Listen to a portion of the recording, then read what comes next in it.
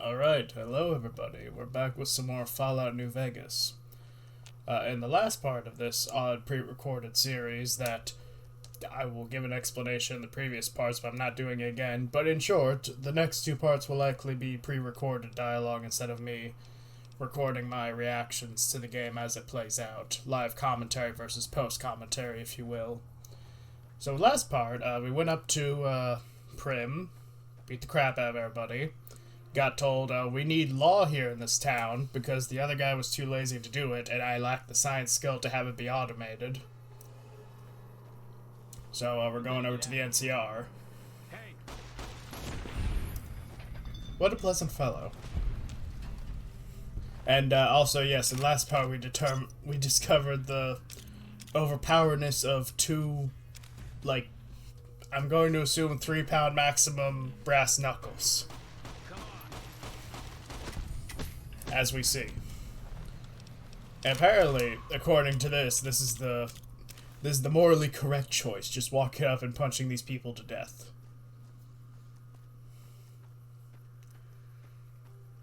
Anyway, sadly I don't recall what this location is called, but it's got a little miniature encounter, if you will. And I apparently forgot that you can't just sneak around the back like that, you gotta sneak around the rocks, then the back. Hey. Ah, the Nevada Highway Patrol Station, okay. I find out the leader was in far less, like, durable armor.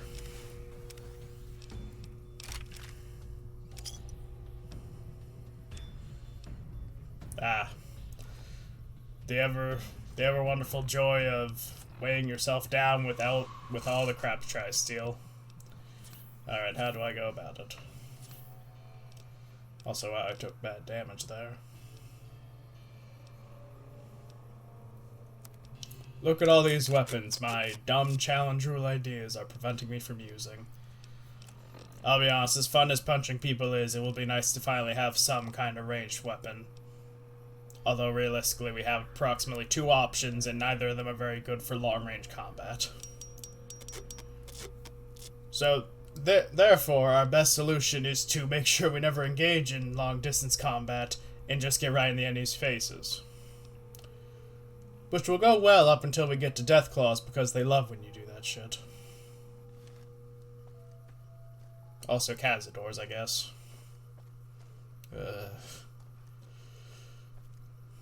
The joy of Cazadors. Well, trust me, I'm sure we'll get to that soon enough. I'm surprised I haven't gone... I guess it's probably because I'm carrying too much stuff. So off in the corner, you'll see the 2 statues there. That indicates the NCR... Well, not really headquarters. Like, their, like, southwest station. I don't remember the exact name for it, but it's basically one of their bases of operation.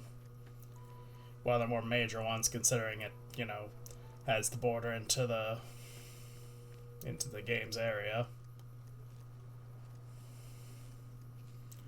I don't know why I'm bothering to hide here. The only thing that can stop me are ants and rad scorpions, when I guess past me was still worried about giant rad scorpions. Which, to be fair, if we were going based off Fallout 3 logic, yeah, those things are terrifying. Although one could argue that the ones in this game can be arguably even more so, especially when we get to the, what's the town called that's completely irradiated? Man, it really has been too long since I played this. I can't remember any of the places' names. Yep, there's me being worried about rad scorpions. Ironically enough, I don't know what the poison percentage is on, like, normal rad scorpions. Later, we get introduced to bark scorpions, and their whole gimmick is that they're pathetic as hell, but they have a much higher chance to poison you and cause more annoying side effects. But then again, it would only really be a problem if you're, I don't know, some idiot who decided it'd be more fun to walk up to things and punch them than use a firearm in the post-apocalypse. But who on earth would ever do that?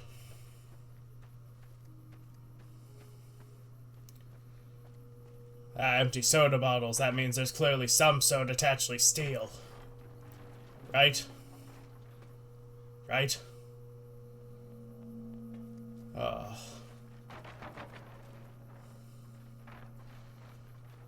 Darn it. Not even a crumb from a leftover sandwich. I also researched that after starting these like post-recording sessions. Like, was there actually a sandwich item in the Fallout series that I could get for our challenge run character here? And the answer is sadly no. So in terms of food items, sadly it would seem that the gecko steaks are going to be our closest alternative. And yes, I am just constantly jumping up this hill because I find it far more entertaining than just walking. You know, I gotta say, I love the fact that this statue looks very impressive from a distance, and then you get close to it and it's just made of scrap metal and shit.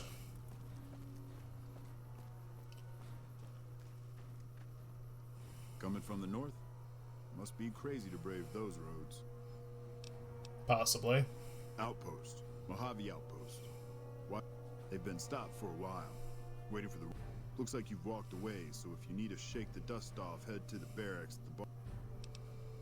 Nothing I know of. Might check the barracks. Someone might need you to hoof it somewhere. Just be careful. If your gear's in need of repair... Oh, don't worry. Don't worry. The Heavy has plenty of experience with snipers. Those two? The friendly ones he has nice drinks with. The enemy ones he gets pissed off at because they keep killing him all the time. Watch. Definitely not speaking from experience or anything. Hey there. Need anything? Sure. You are going to give me all of your money, but I won't rob you though. I'll give you a whole bunch of garbage for nothing. I don't know if it's me just being crazy whenever I play Bethesda RPGs, but like I've been doing a casual Skyrim playthrough on my own time, and like my go-to for that game is just, alright, we've stolen a whole bunch of stuff from a random cave or a dungeon or some Dwemer ruins. Alright, we're gonna sell it back in town. I always leave them with like a single gold or something, and I don't know if it's just the one in Whiterun, I can't remember what his name is, but like the general shopkeep always just goes, do come back. It's like, you want my random stuff I plundered or not? But I would find that hilarious if, like, after enough transactions with somebody, if you leave them in a massive deficit enough times, they're just like, no, you're going to take all my actual money and I am not giving you, like, 500 gold for a random piece of Dwemer shit. But I imagine everybody would complain about balancing and whatnot. You know, fair enough. It's just a funny thought I've always had about them. Alright, now what am I getting here? Ripper carbide teeth. Certainly an interesting one. I probably should have stocked up on some shotgun shells at this point, because that would be our next primary weapon we'd be getting. Although when, I'm not really sure. Oh, I remember. I'm trying to do a dumb trick here. If you approach this character we're about to go meet with a high enough sneak skill and, like, come up undetected, you'll have unique dialogue. But, yeah, the Heavy is not very sneaky. You a courier? If so, this might be your lucky day. If you don't mind walking a bit. And your eyes are good. Does it pay? I think there's trouble in Nipton. No traffic from there on the roads. While I can explain that away, the smoke from the town I can't. I'm sure it's been hit. What I need to know... If there's anybody left, they'd be in the... Alright. Look at you. Listen, I don't want you getting killed for this. So if you head there and run into trouble, I'm asking for eyes and ears. Not... Do not worry. The Heavy has ways of dealing with them. Primarily involving bullets. Or at least we would if we had a gun. Can't spare men for patrols or escorts, so caravan... Kimball's Kimball. Not sure which end is his ass or his head. Caravan families are... Look, you want gossip, go to the bar downstairs and... Mind yourself... Mind yourself on the plank. Who do you think I am?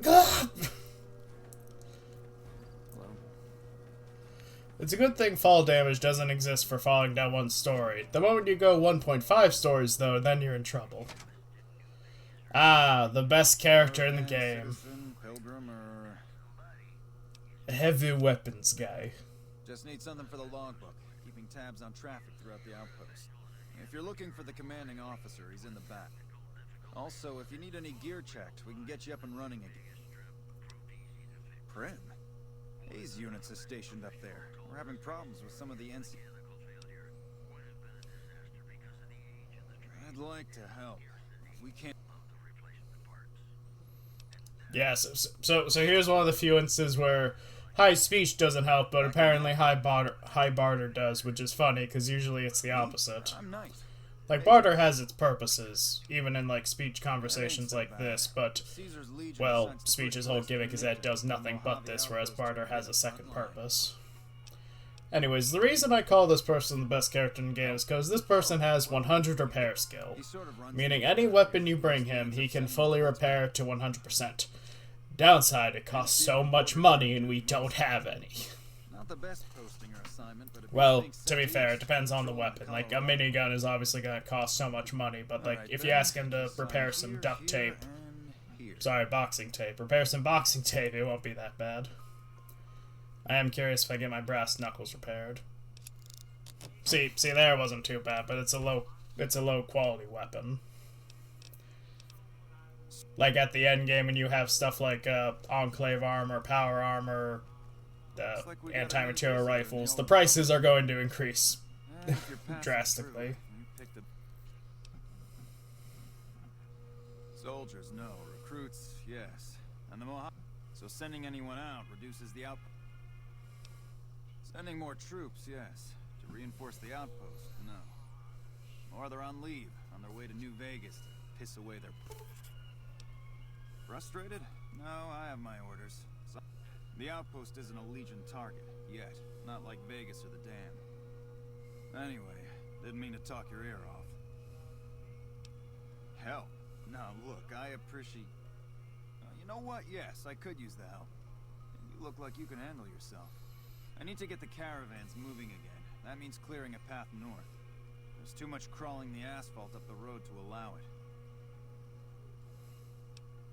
Thanks, I appreciate it.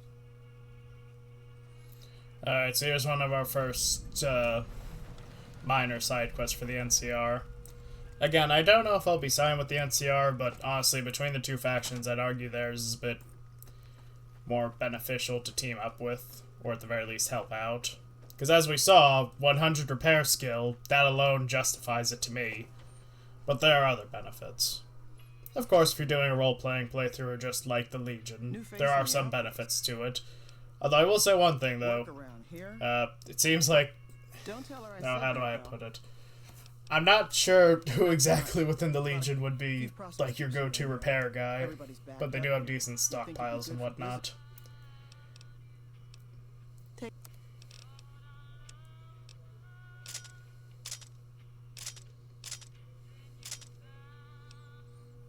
I find odd that the barkeep will just randomly accept, like, transactions of weapons and ammo. You know, as you do. And they also just accept me selling the powder ganger armor, despite the fact that you'd be shot on sight if you showed up in it.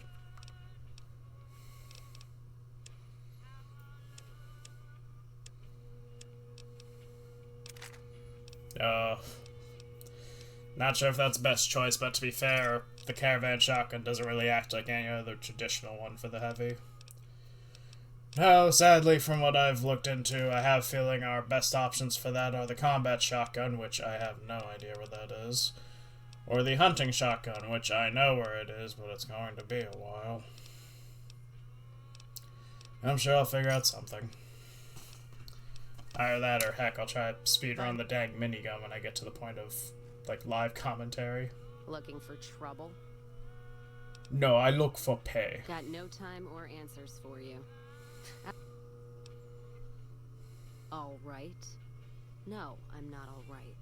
Drinking to forget, and it's only getting me mad instead. Whiskey always gets my temper up, now more than ever. Drinking used to cause all sorts of trouble back west.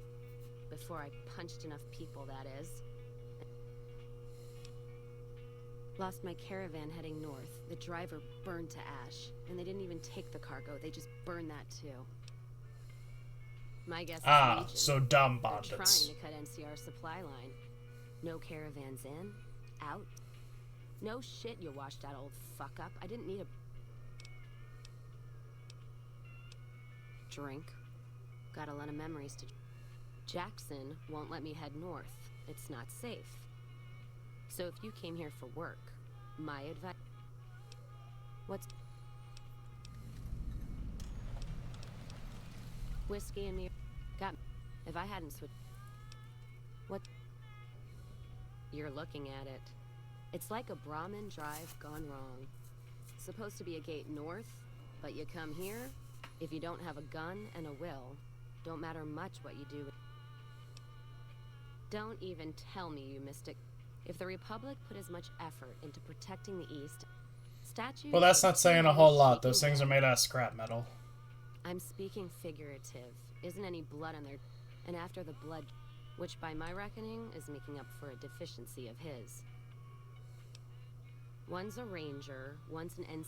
As far as those two iron lovebirds go. Well, you see, the plot twist is they're actually trying to turn them into giant mechs to use against the Legion. Sadly, all of the robotics experts are currently hiding underground somewhere. In more ways than one, really.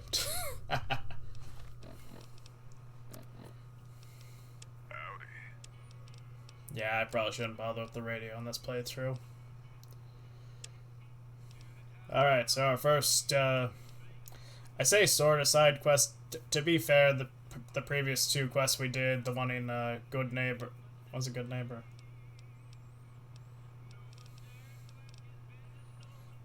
No, whatever. In any case, the one for the first town and the one for Prim. Technically, you could count them as side quests, but they're very easy to get into, and they... I'll put it this way. I would say the developers kind of expect you to do them because the intended path is to, like, circle around the Mojave and get over to Vegas, so they generally expect you to, like, stop at each of these major locations and investigate. Off in the distance we see the mutating mountain. As we can see, even radiation has somehow affected, like, inorganic material.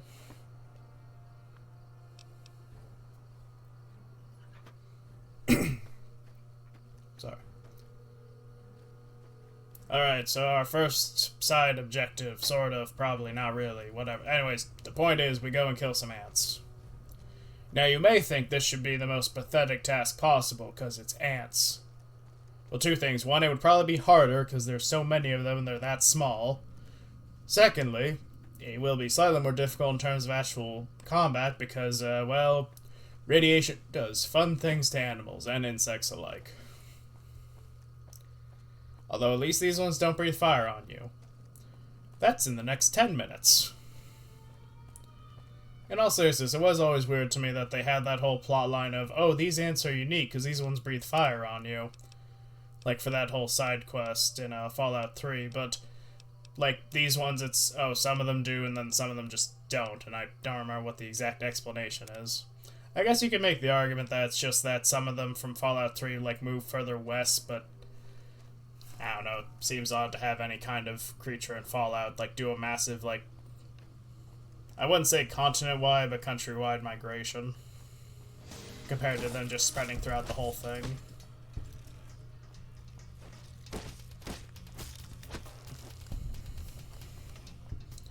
Yeah, well, I'm sure there's probably some example of some creature in, like, one Fallout game in the West being in the East and then back again. I guess now that I think about it, that was probably the big problem they were trying to explain it in Fallout 3, is that, oh, the previous two took place in the West Coast, so why on earth are Deathclaws here? And the answer was, well, we don't have an answer, but Deathclaws are cool, and then we all agreed, yeah, you're right. And before anybody asks, no, I do not remember where on earth Fallout Brotherhood of Steel takes place, or the Fallout Tactics takes place. Well, that was a pathetic side quest. So yeah, I would say luckily for us, those ones aren't too tough. The ones out in the dried up lake, though, oh boy, those will be more fun. And apparently past me suddenly got brave enough to go fight rad scorpions, if he could see where they are. Ah, sort of full size. I say sort of full size one because there are giant ones, which, well, as you would expect, are giant.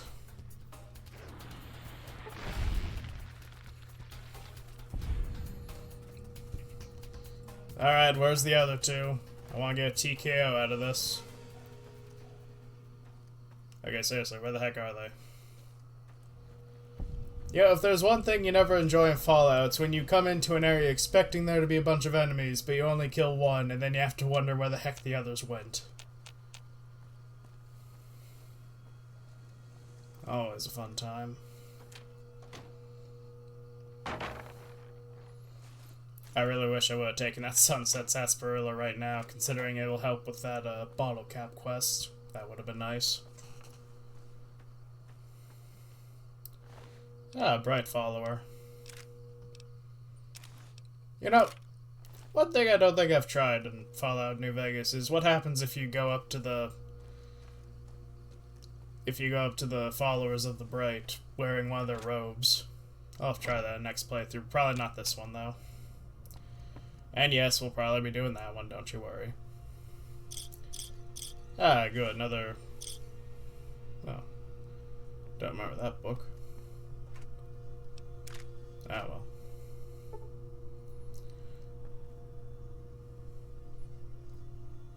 Ah, yes, a BB gun. The most powerful weapon in all of the Mojave.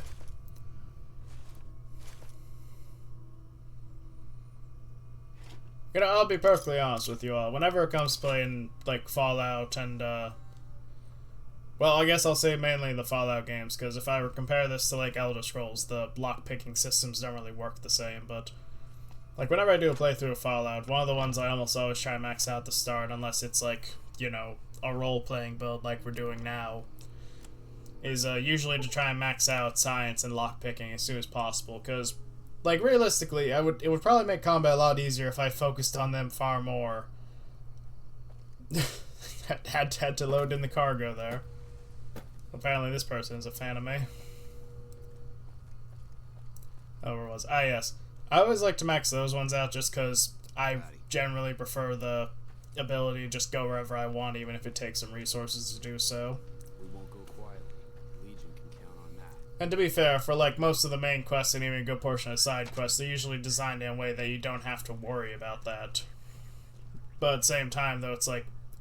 I'll say one thing. For Fallout 3, the intended path to get to one of the side quest goals, I literally can never find it. So I always just end up having to use my science skill, which luckily by that point I usually have pretty high. And this man has given us weaponry, ammo, and food, so therefore, he is the best boss. In this... Wait a second, I get a caravan lunch? I swear to gosh, there better be a sandwich in that thing, otherwise this was all for nothing. Been doing a lot of good work out there. It has.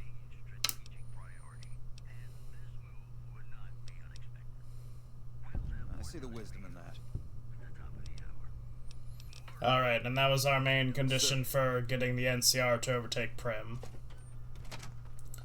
I will say one thing though, it'd be hilarious if you just left them be, and then like 8 hours into the game you talk to Legion and they're like, what? Prim? Wait, that's right next to Mojave outpost. Yeah, I'll take that. Anyways, what was I gonna say? Alright, I was joking about Ranger Jackson. Don't you take my bed, dickhead. I was joking about Ranger Jackson and the economy of Fallout. I can never tell if a Fallout economy if it would be better to be paid in weapons or caps.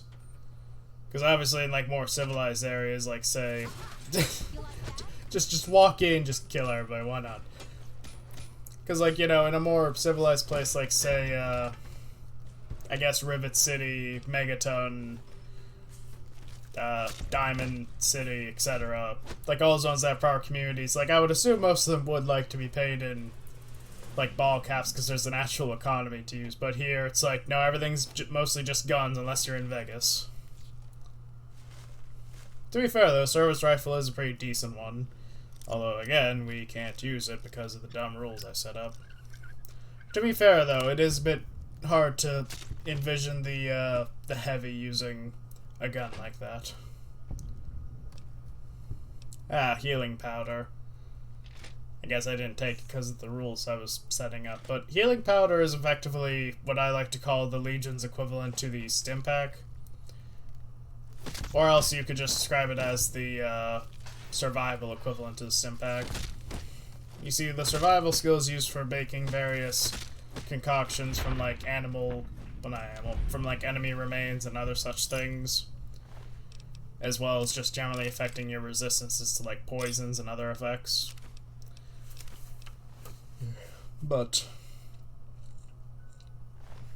when it comes to healing with the survival, oh right, I'm sorry, I also forgot. It also affects your ability to heal with like food items, whereas medicine is always your effectiveness with like stim packs and other medicine-based items. But with survival, if you're mainly focusing on it and you don't have a good like medicine skill to make use of, the primary thing you want to use would be healing powders, which if I recall aren't that hard to make, or at the very least you can probably buy the components pretty easily. The thing is, though, I personally don't like using them that much just because, to be fair, in hardcore mode, it would probably be more useful to have the healing powder because stim packs don't have their benefit they do. Like, in standard gameplay, a stim pack will just heal you for, like, however much health. Like, again, it depends on your medicine skill, but for this example, we'll just assume it's, like, 51 or something, because I think that's what it was last time. But, like, it'll heal you for 51, like, instantly. Whereas a food item will always be, oh, you'll gain, like, 3 health for, like, 5 seconds. Like 3 points of health every 5 seconds. So 15 total, but it takes time.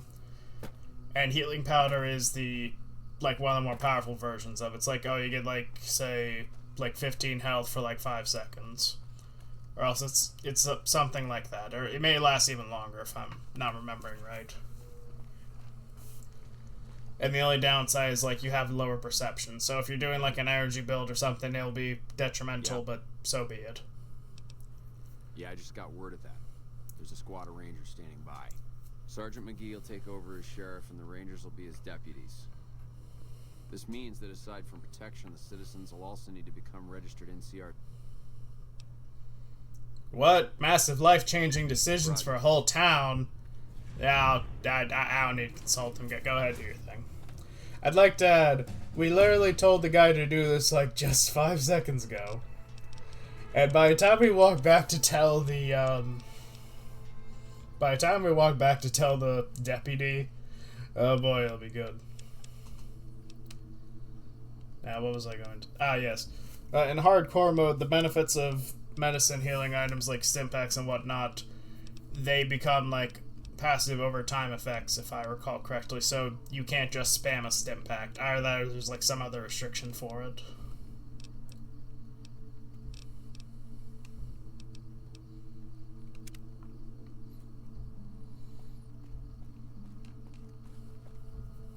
Alongside that, there are also the requirements of you have to drink enough water, food, and get sleep. So yeah, that'd be a very good reason why I didn't bother doing any of that for this playthrough, because I'd like to have fun, not worry about whether I'm putting enough sandwiches in my gullet or not. Except I can't do that, because I couldn't find a dang sandwich item in Fallout New Vegas,